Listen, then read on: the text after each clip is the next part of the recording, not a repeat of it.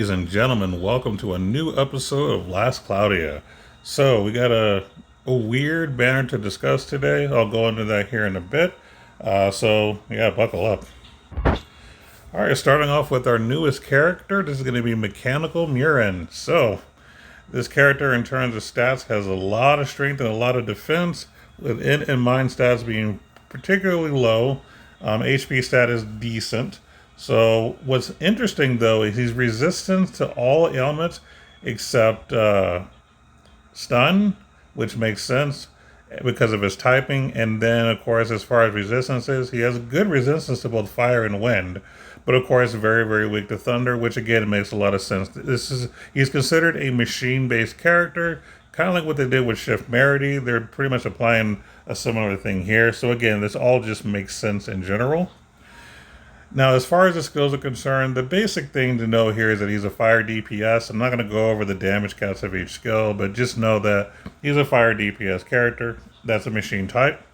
As far as his traits are concerned, we have hard metal research, chance to resist flinch from non-thunder physical attacks and special damage taken minus 60%, but magic attack damage taken plus 20%, chance to get stunned when taking thunder magic attacks.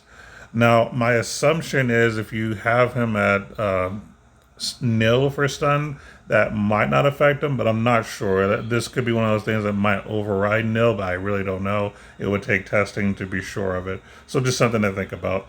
Mechanic, machine equipped, you got machine strength plus 100%, and fire damage plus 40%, damage cap 8,000. Wave start, boost units, HP, and defense based on the number of machine types in the party. So it's pretty cool, you know, if you have him, you have the new Merity, and anybody else that happens to be a machine in the party, he's going to be pretty tanky the more that you add, so that's pretty cool. One thing I didn't mention about that first trait is that it kind of feels like he's kind of glass cannon-y. Like, he can get hit hard against, like, the wrong person or the wrong unit could destroy this person easily, but outside of that particular typing, he should be pretty strong against everything else in general on paper. Like I said, traits are a little interesting. They're okay. There's nothing really to brag about. He just has a unique niche to him. Looking at his actual magic and skills, we have magic called Mechanical Charisma. So his charisma states that all machine type allies get a strength and defense plus 30% boost. So interesting. Strength and defense up. So, you know, if you got your machine team, you know, you're getting yourself a little extra. It's an okay charisma. I'd say it's kind of like the mid-tier compared to the other charismas we have. I'd say it's okay at the best. Looking at the actual passives that he has, we're looking at defense up max, fighting spirit 3 and 4, resolve 5, and he has a guard package, which is interesting. We have guard, vigilance, heal guard, and guard charge. Then he has machine buster, which is basically like the new slayer typing. That encompasses physical, specials, and counters. We also have Machine Mastery, which I'm not sure if Mechanical Murren had it, but it just sounds familiar. But when the unit has machine type, give an anti-stone effect to physical magic attacks, special, and counter. Damage taken from stones minus 10%, and skill damage plus 10%. Okay, he might be the only one that has this, so I don't think that anyone else has had this. We have Fiend Shield, which is nice. Being able to shrug damage from multiple types is always a good thing. We also have Anti-Type Shield, which seems new. So anti-type effects attack damage taken minus 10%. So basically, if your opponent has Machine Slayer, he won't take as much damage, is what that is. Which is actually very helpful. We have Auto Brave, Auto Protect, and then we got some fire in multipliers. So we have Fire Drive, Fire Mega Drive, Fire Attack Race 3, Shockwave 2, which is always good to see, Machine High Boost, Machine Mega Boost, Armor HP plus 3. This is the Armor Equipped HP plus 20%. You also have Ultimate Boost 3. We have Sharp Eyes, we have Breaker, we have Beast Alliance, we have the Oma Medic System. Now this, I believe, Mechanical Murren has. Both Merities have. So when afflicted with a basic status element, chance to recover HP plus 20% and heal the status element, which is a good passive to have. Silica System, we have I probably said that wrong, whatever. When magically attacked, unit takes minus 35% damage from the magic's attribute, once per wave, per attribute, excludes non-attributes. And then we have Rare Metal Body, which draws more enemy attention but becomes less likely to faint, and boosts movement speed. So again, he's looking more like a tank because of the fact that he is trying to attract attention from enemies, and he has a guard package. We also have a powerful motor, SAT recovery speed minus 10%, skill damage plus 30%, and damage cap 5k, break plus 125%. And we have mineral extraction, item drop rate, and quest 1.35%, or I'm sorry, times 1.35, not stackable. So basically, he sort of has a Great War of Ruin passive to him, which I think is probably one of the coolest things about this character, is just being able to potentially get more item drops. So I think that's pretty cool. So overall, it seems like he's a tank, is what I'm seeing here. You know, like I said, with the guard package and then with the allure stack that he has with his rare metal body. Um, Although you could also argue that he's supposed to be a breaker, I don't really know. Because would you consider a tank a breaker? Because I mean, I could understand like someone that would be considered a bruiser, but a bruiser wouldn't really need a guard package because if you're guarding, that's less attacking you're able to do. Because whenever you have the guard animation, it stops whatever physical attack you're doing, or even magic. Like if you're trying to do something and they hit you and you guard, I mean that just cancels out you whatever thing you're doing. So his kit feels like it clashes way too much. So he could have been a breaker, but the guard package kind of throws that off a bit. Maybe I'm just missing something, but I don't know. It just feels like he's kind of in two wrong directions. Like I think they would have either leaned more into breaking or more into guarding. And honestly, I think being more into breaking would have been a lot better. So maybe some extra break skills I think would have made this character a bit better. Like I say, it just feels like he's all over the place. So I don't really have a strong, affinity for this character. I mean, overall, I think he's cool in general. Like I said, I really like the passive that, gets you more items potentially. I think that's really, really cool. And keep in mind that you can turn certain skills on and off. So if you want to lean more towards his breaking abilities, you could do that. But if you don't mind just having, a guard package just in case, I mean, you have it for free, So that's more or less it. I mean, the character seems interesting. Not to me. The character does not appeal to me personally, but I think it's interesting. Now, from what I'm hearing other creators say, is that this is a non-limited unit, so you should be able to pull him with tickets and stuff. Now, I went ahead and used up all of my tickets. Unfortunately, I did not pull him, so I cannot confirm if that's the case. Maybe I was just unlucky, which is fine in all honesty. I wasn't really super hyped, but I'm definitely not spending crystals on this banner in particular, especially if this is a non-limited unit. But let's go ahead and talk about the arc. And this is where things get a little weird. So in this banner with a non-limited unit, we have a UR arc. Now, I understand why they did this. It actually makes perfect sense from a marketing standpoint because you want to incentivize your players to spend their resources. So if this was just an SSR, what would be the point in pulling on this when you could just use tickets? There will be no incentive to use crystals. So throwing a UR on a non-limited banner would be the reason to get people to try to spend their crystals. Personally, I don't really believe in chasing URs. I just don't think that's a good thing. Like if you're really into URs, the only thing that I think you should ever do for URs is just do the $100 paid thing where you can just get, at least one UR guaranteed and a bunch of other stuff. And even though it is going to be random, but at least you're guaranteed a UR rather than this, you having to basically spend 30K and not even get the UR. So you may end up having to pity it. And that's one thing I'll never do. I'll never pity a UR. Even if I could afford it, I just wouldn't do it. But let's just talk about the arc in general.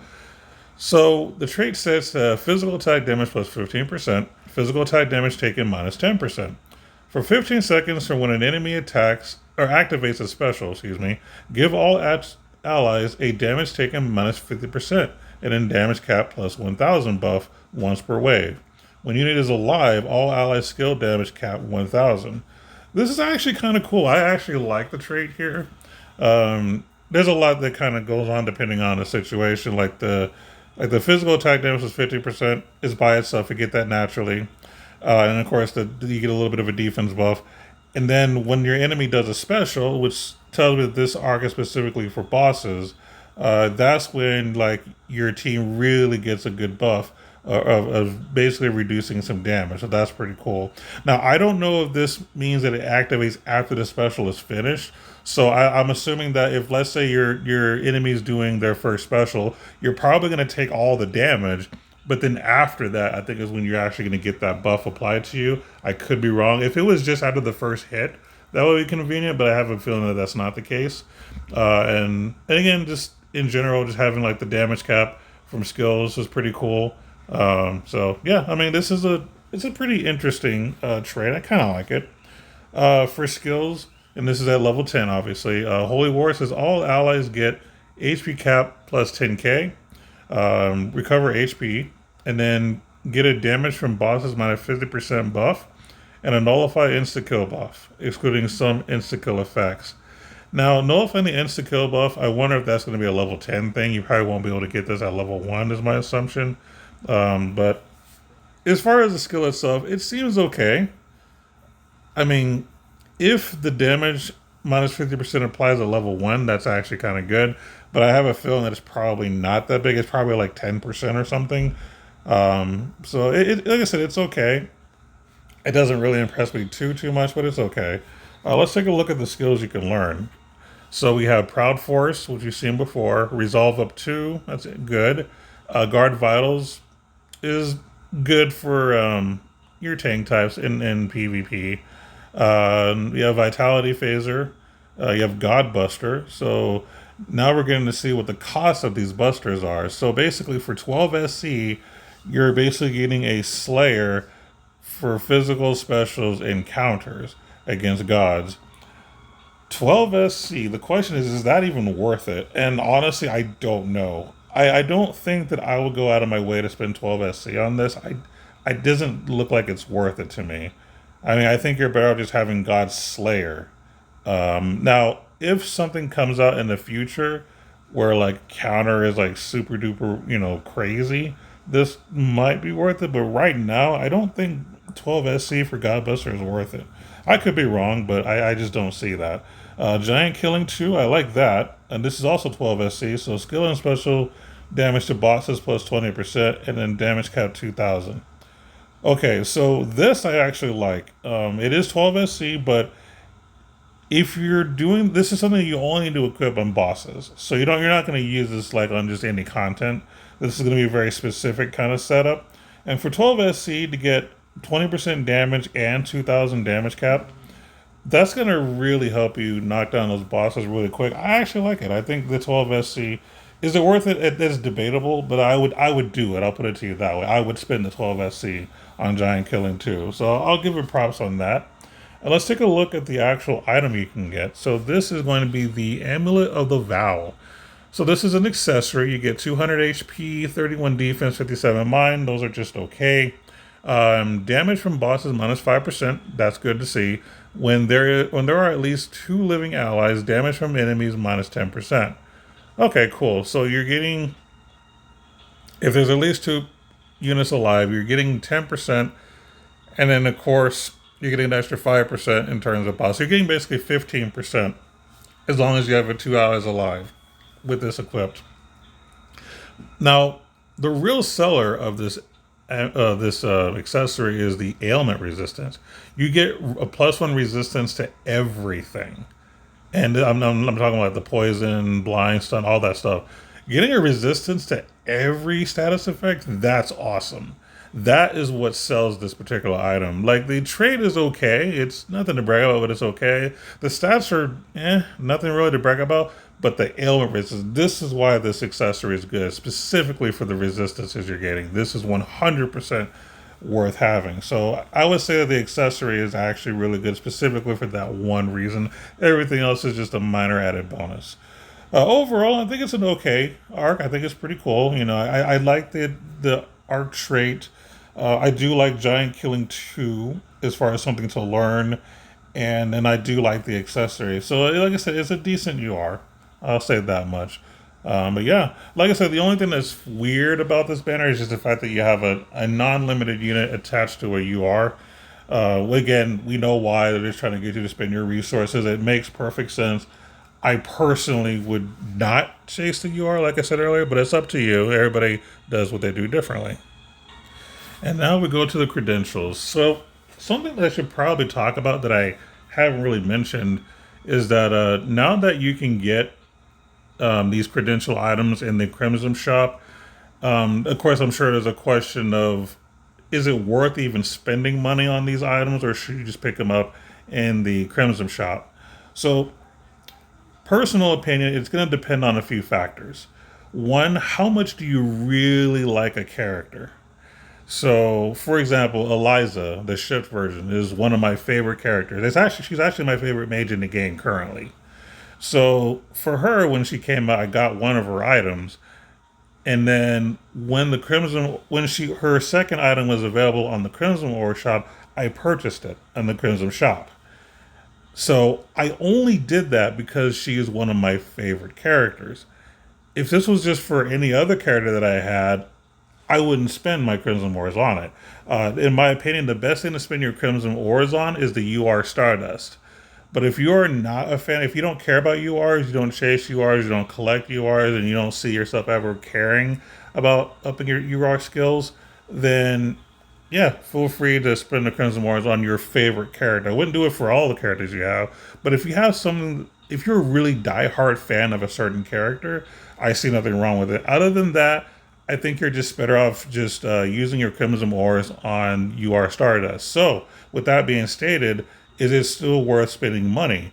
I say yes, because of the fact that I would rather spend money on an item for a character that matters to me than to have to take away from me being able to purchase a Stardust. But again, that just depends on how much you value UR Stardust. But just keep in mind that those UR dusts are very rare to get, and 90% of the players are not going to get them through other means because you only get them in either the Crimson War shop or you get them through like a time trial ranking, which is hard to do unless you're hardcore late game. And then also the arena, which again, you have to be hardcore arena for that. So most of you are not going to be able to do this. And because of that, your only option if you care about UR skills is going to be the Crimson Marshal, which basically makes using your crimsons for these items kind of worthless.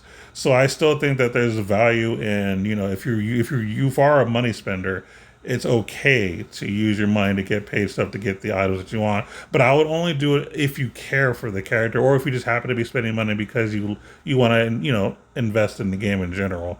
So let's take a look at this person's items. So we have the we have the custom Gatling M. So this is going to be in a machine fire type, makes sense. String 255, defense plus 15, mine plus 23. Fire physical attack damage plus 15%, break plus 50%, and chance for skill attacks to deal extra fire damage.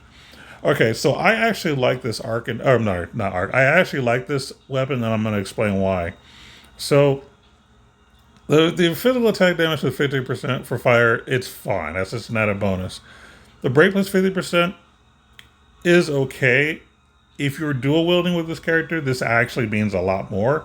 But if you're single wielding, that part is just okay. But here's what matters the most is chance for skill attacks to deal extra fire damage.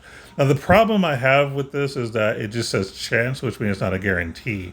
So this is not as exciting as I thought it was. But assuming that it's a high rate, this could be really, really good. Basically, anytime that you can get pursuits from just a weapon in general, that is one of the best things you could ask for. The problem that I see is the fact that it's a chance, and anytime it says chance for anything, it's usually pretty low. So without knowing the percentages, it's really hard to say how much worth it this is. But if this guaranteed getting a pursuit attack with your fire attack, this would be a super, super strong weapon. But because it's a chance, it's not as good. This would also incentivize you to use dual wield because you have double the chances basically of getting pursuits, so double pursuits potentially. Again, I don't really preach dual wield too often because I mean that's something that you can do without. But if the chance for the pursuits to happen is very high, then dual wielding is probably the way to go with this character. And then, of course, it also helps your braking. So this is potentially a very good item. But let's take a look at the other item. So this is going to be Murren's Toolbox. So this is an accessory, 500 HP, 53 strength, 34 defense. Stats are okay. We have Mechanical Charisma, strength and defense plus 5% boost. And then status element recovery speed plus 30%, continuous haste effect. And then you get a plus 5 resistance to all attributes, and you get a resistance to stun, which helps you against your weaknesses. So this is a pretty decent accessory. It's interesting that it actually boosts his charisma. Now, is that broken? No, it's just a nice little bonus, but it's nothing to get too excited about. The status element recovery speed plus 30% is fine, but again, nothing really to brag about. The continuous haste effect is pretty good, but I don't know how much I actually like this. I don't know if this is worth spending money on. It's really weird for me. I don't know if I like this or not. To be perfectly honest, if you wanted to invest in this character, honestly, I think you're better off getting a prism. But if you do want to get one of the two items, I think the weapon is going to be better. Only because this weapon has the potential to be super strong, especially if you're dual wielding. So that's pretty much going to be it for that. Overall, the banner is okay. The unit's okay. Listen, I'm not too hype on the unit. I do like the UR. I think it's pretty cool, and I do think his weapon is also potentially pretty cool. But outside of that, I'm going to be definitely skipping this banner. I'm just going to save what little crystals I have, since unfortunately I wasted 30k to try to get Alice and didn't get her. And I knew I shouldn't have done that to begin with. But either way, hopefully this will give you the information you need on this character. I appreciate you guys sticking around for as long as you did, listening to me blah, blah, blah. So until next time, keep gaming and take care, everyone. Be kind and grind. Later.